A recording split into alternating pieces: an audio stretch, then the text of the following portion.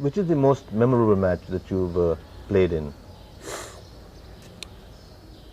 Looking back 10 years cricket, I would say I'll remember a few matches. One definitely World Cup final. Nobody can, and our team can forget that. And apart from that, I would say in '84, when we won against Pakistan in Sharjah, we got out in 125, and there was no chance at all. Anybody ever thought we can win that match? And suddenly we come out from Shell and won the match, and they got out for 70 or 80 something. And that match, I think it's more I remember. Yes. Then you remember Javed Miadad hit for 6 of the last ball also. Yeah, that's also one of the matches which I said that was also very interesting match. Where we were winning throughout whole day, and the last over or last 3 overs, they come back into the game, and Javed hit a best shot of the day and last ball. Well, why didn't you bowl the last over? Miscalculation, was it, or not? It wasn't the only thing. We wasn't hoping we have to bowl 50 overs because it was last wicket, and we are just thinking. I said, and second, I was thinking. I said, this is a time when these youngsters have to ready to take the burden.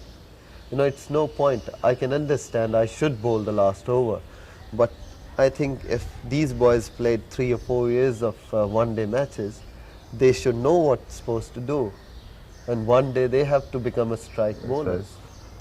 Then what do you feel about the inherent differences in captaining a one-day game and a 5-day match?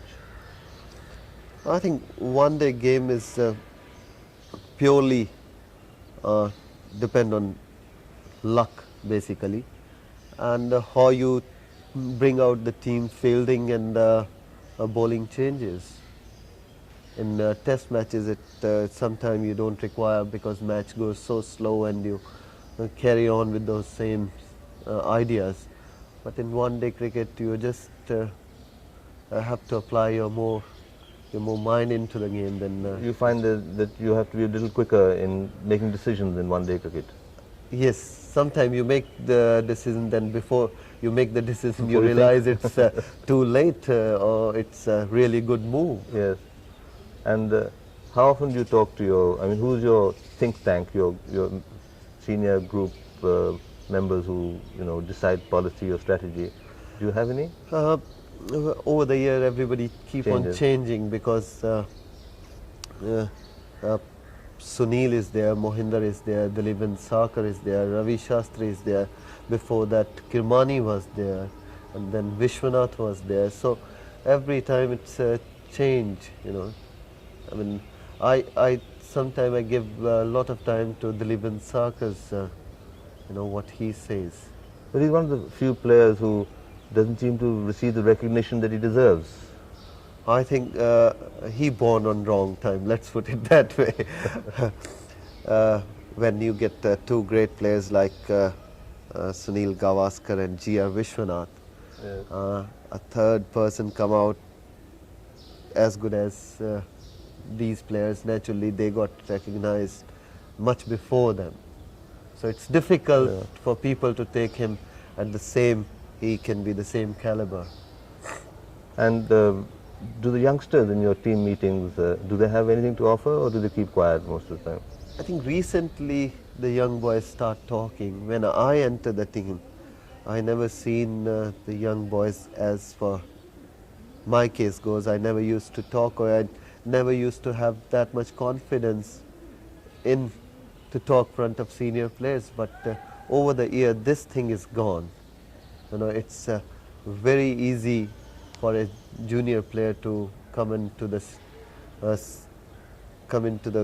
seniors camp, and they start talking and saying, we are thinking this way, and why can't we try that way? I think it's good for the team if everybody start using their mind, and let final decision goes with the captain. Yes. Now, final question: as a captain, would you like to be liked or prefer to be respected? I like both way. I like the people should not take time to approach me, and my team boys, if they have something in their mind, they should come straight and say, you know, Captain, I'm thinking this. And second, when I need respect, or respect is the right word, they should give me at the right same time. Fair enough. Anyway, thank you, Kapil. Thank you.